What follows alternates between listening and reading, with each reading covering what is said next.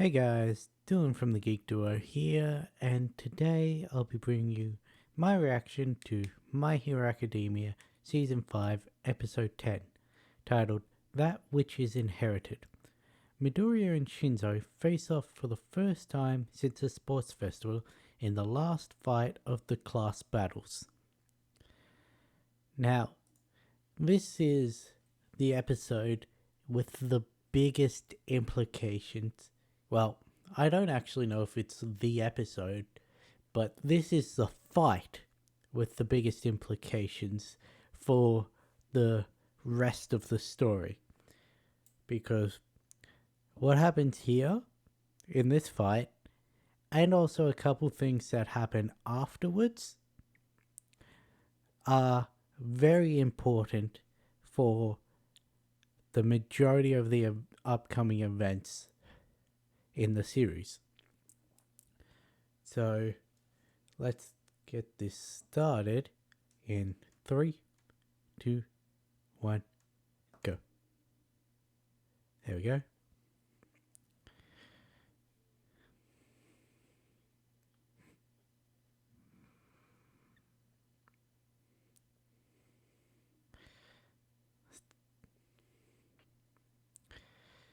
I did forget how quickly that fight was done in universe. Only 5 minutes. And now we get the final fight. I don't actually remember what the final marking for this fight is. Who wins, who loses, whether it's a draw. I don't actually remember that. I remember the very important thing from this fight, but I don't remember how it ends.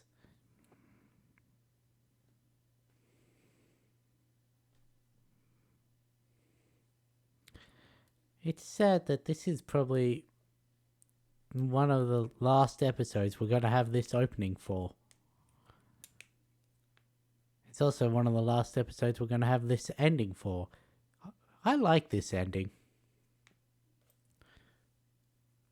I like the start as well. It's just very straightforward. Here's what's happening in this half of the season.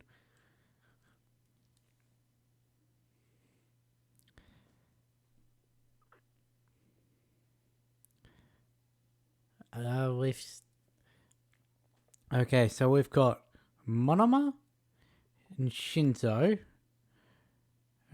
whose quirks we've seen. We've got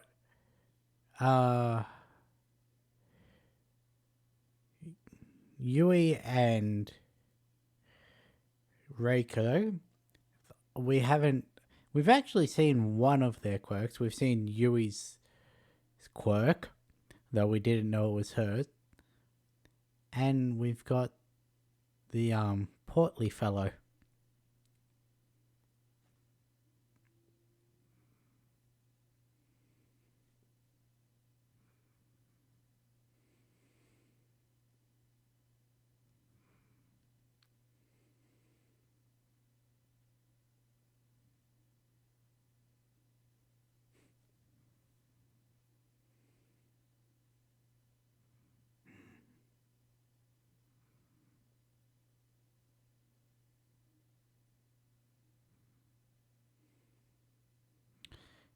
Here's a question. What happens to Gigantomachia if All For One dies?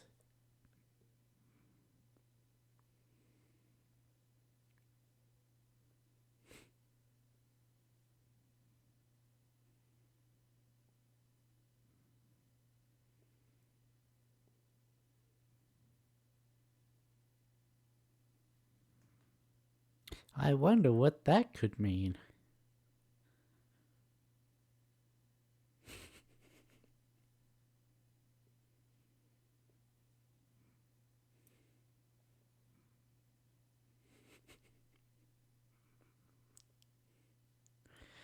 How fucking full of yourself do you have to be your own ringtone?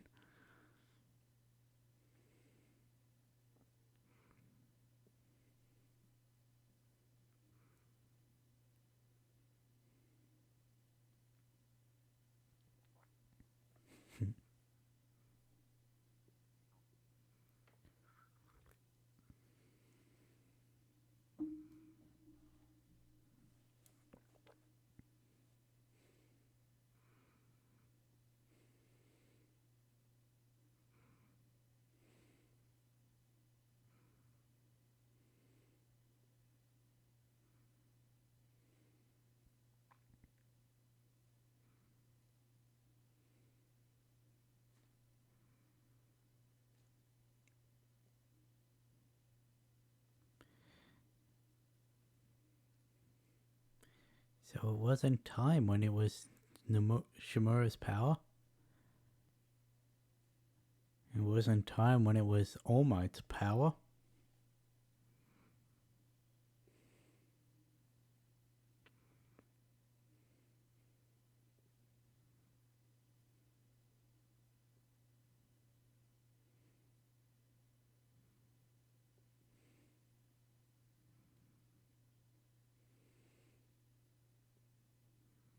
Yeah, we don't know what would happen if that is the case.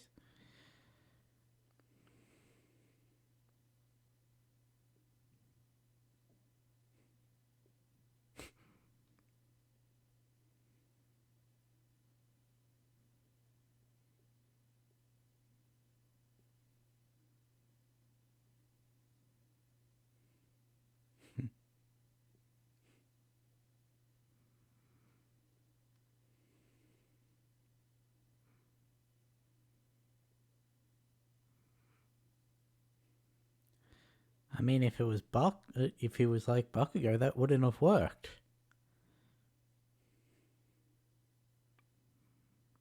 Well, Bakugo back then.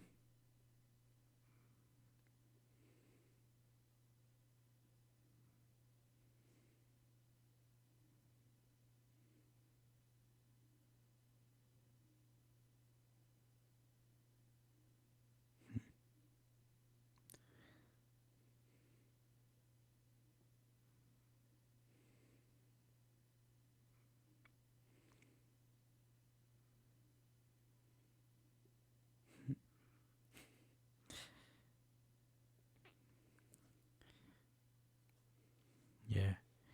If they had Koda or something, or Shoji, they'd have the same composition.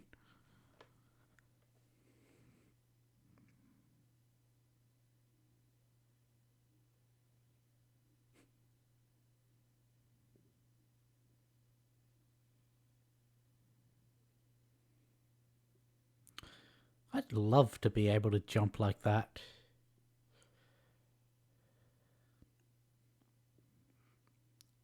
Reiko Yanagi. He's only got 3 of his watches out.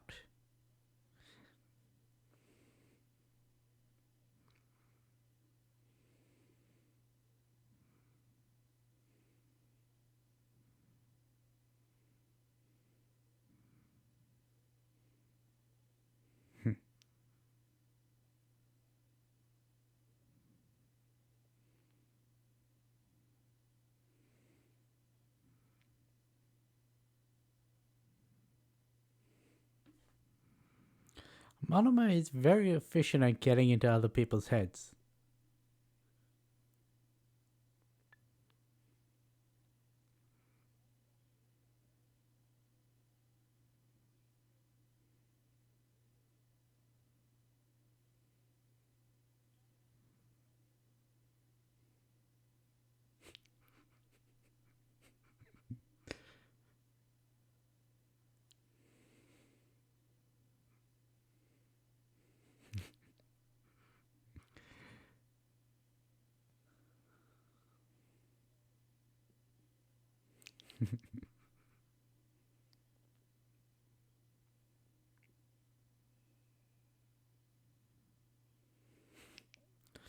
I love his hero name.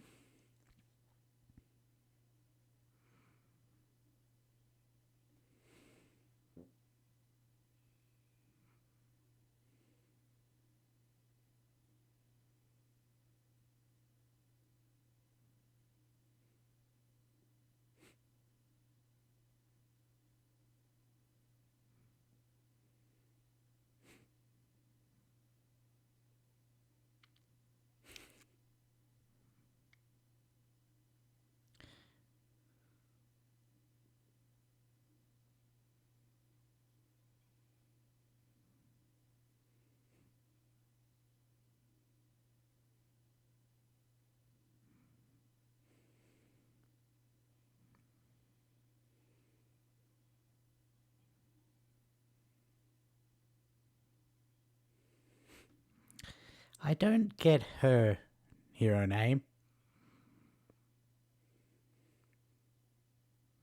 And there's a restriction.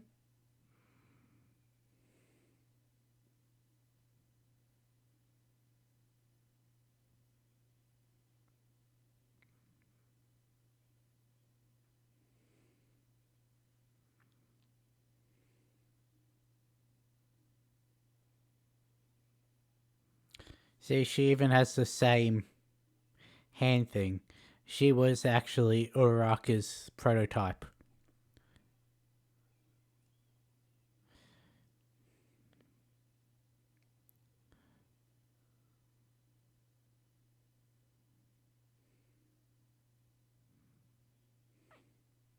Don't get his name either.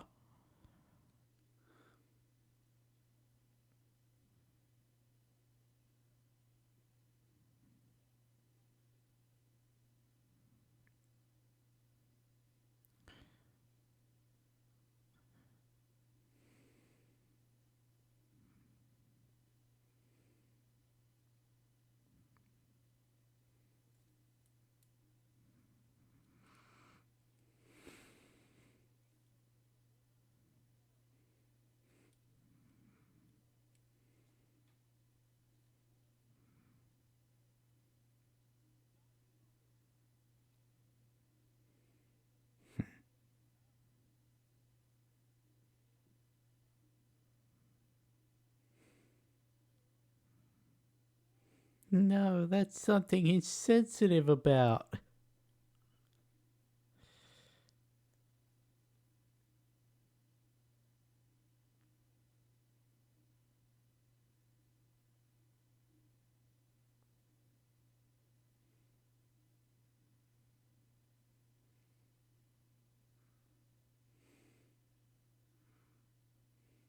I think you know.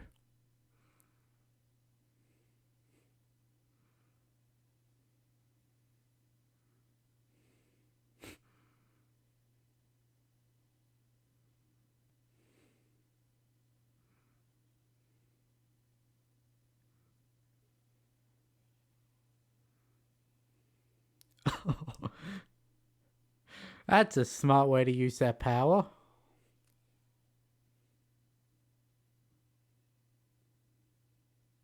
Oh, hi.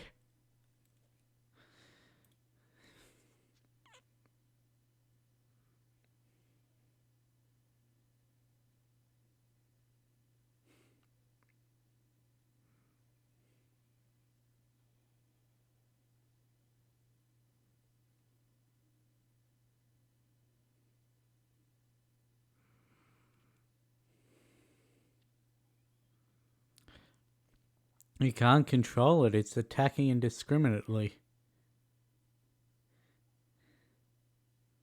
Ow. It's even attacking him.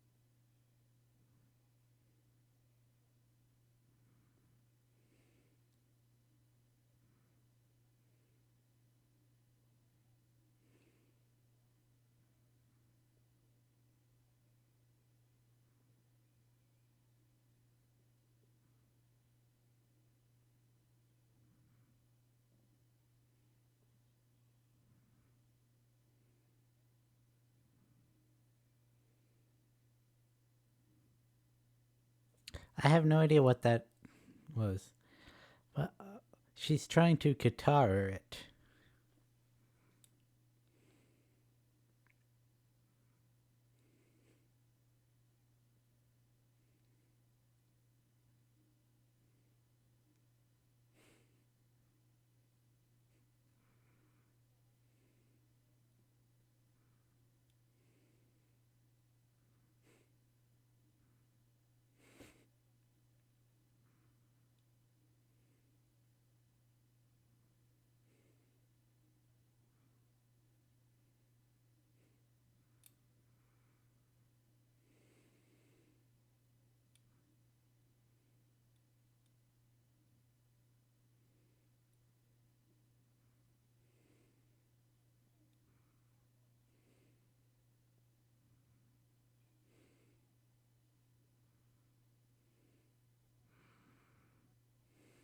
Hmm.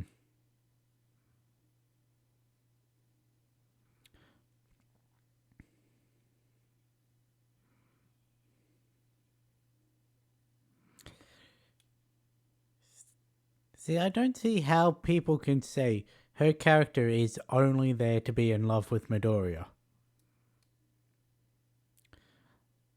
Like,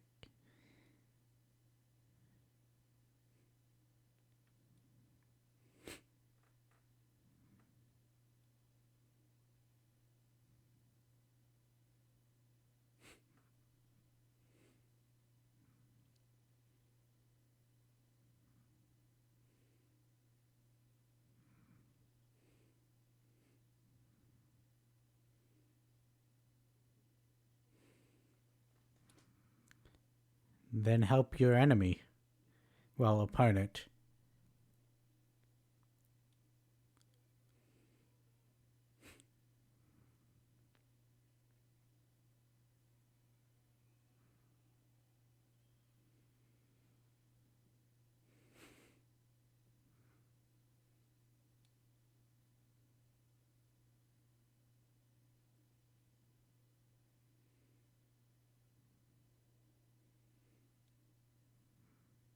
And he's back here.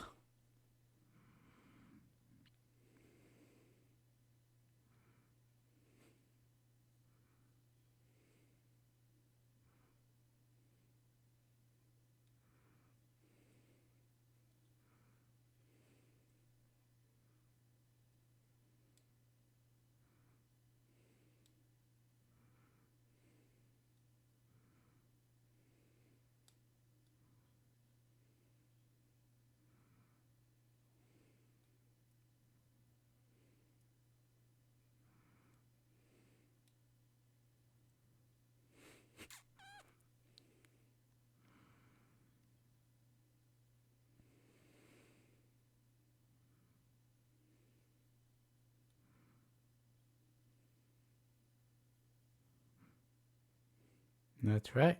You got a grown man living inside you.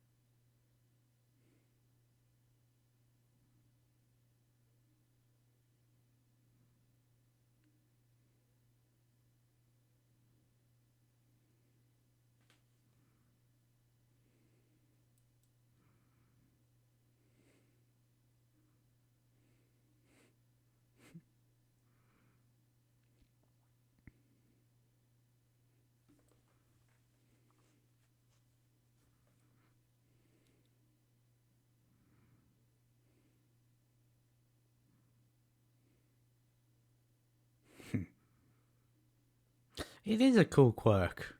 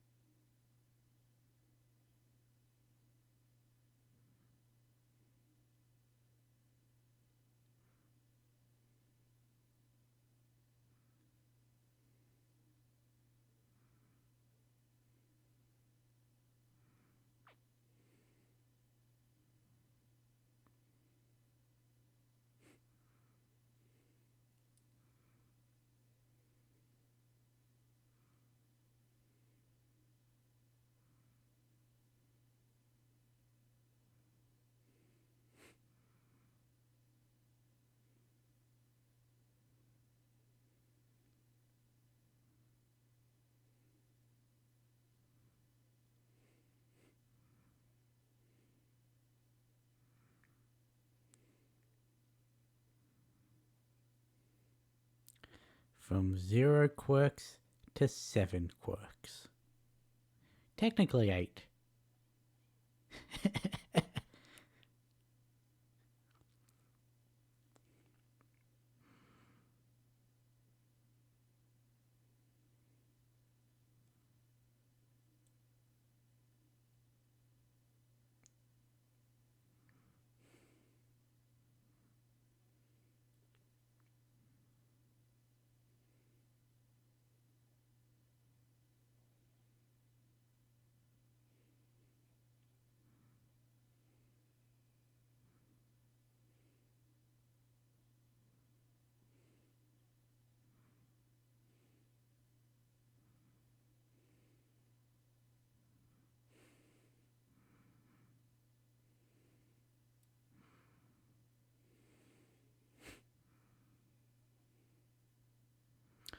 The problem is, Monoma touched Midoriya there.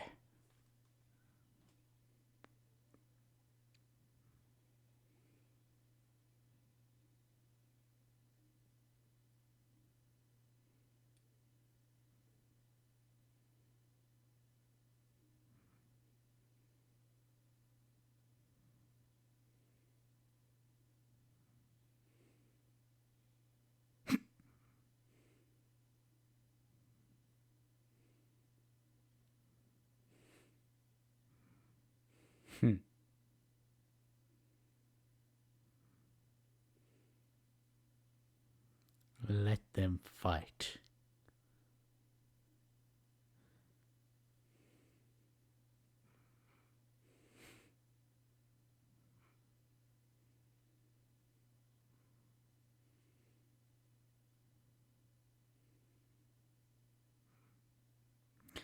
And there we go. So, it's now been shown to the anime only viewers that Midoriya will have 6 quirks on top of All for One. Now, it confused me when I first read this chapter, as I've seen it's confused a couple people after this episode, because the guy in All for One, who just spoke to Midoriya with Black Whip, said he's going to manifest 6 more quirks. And they think, okay, he's manifested All for One, he's manifested Black Whip, he's got 6 more on top of that. That is not correct. It really should have been he's going to have 6 more quirks, because that means he's already got All for One. He's going to have 6 on top of that. Because you've got User 2, 3, 4, 5, 6, Nana Shimura. They're the only ones with quirks.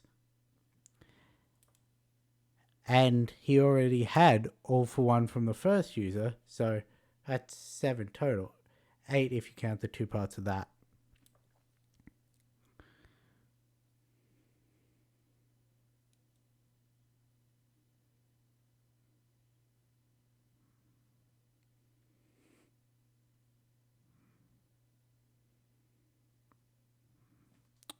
I will melee his legs.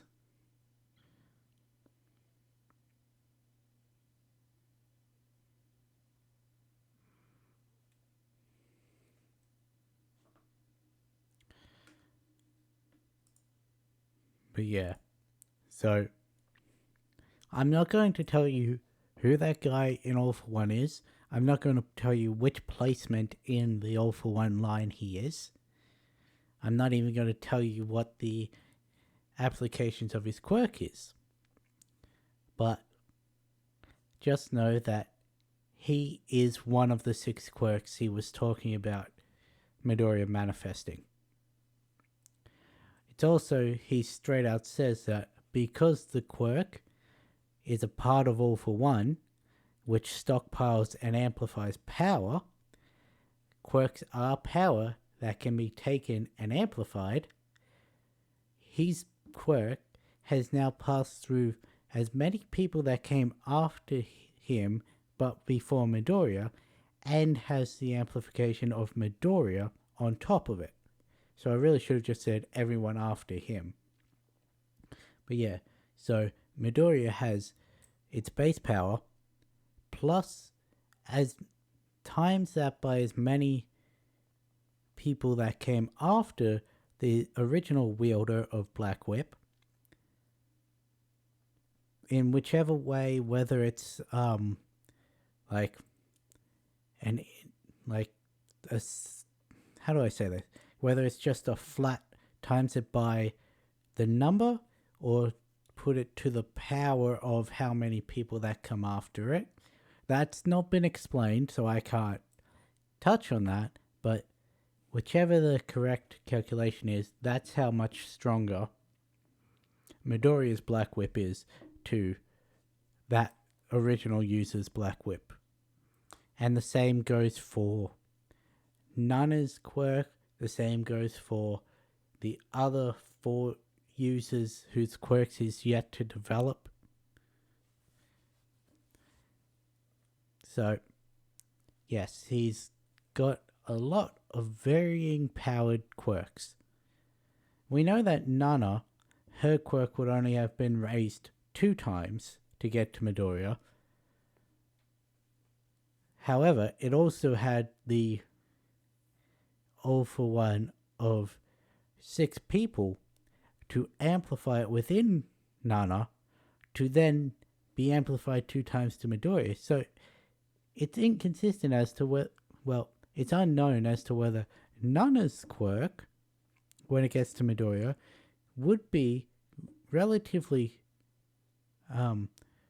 stronger compared to wherever Black Whip falls in the line, or if it would be weaker because it hasn't been through as many people. Look, I just want All for One to be properly defined. Give me the mathematical equation to calculate how much it's amplified each time it passes to a person, and then I could answer these questions to you very easily. But until that happens, there's no way to know which quirk got the most boost out of having All for One applied to it, and which one would have the most boost when it gets to Midoriya. Anyway, it's the talk with the person in All for One, no, One for All. I don't know how many times I've messed that up in this little rant, but it's the talk with the person in One for All that I said would be having major implications for the rest of the story. And you can see why. Other than that, I had a feeling that the fight wouldn't end in that episode, which means we've got the conclusion in next week's reaction, and we've probably got the aftermath starting in that and possibly going on to the episode after, and then we start the next arc. So we've got 1, maybe 2, which makes sense considering that would be at episode 12 of what is presumably a 25 episode season as usual. It may even be more than that, maybe less. But yeah, because the next arc is, I'm going to say, equally as long, though it may also carry over to season 6, or season 5 may be longer than season 4. I don't know. I'm just saying that this is wrapping up. We're getting to the end of this Class A versus Class B arc. Anyway, with that being said, I'll catch you in the next one.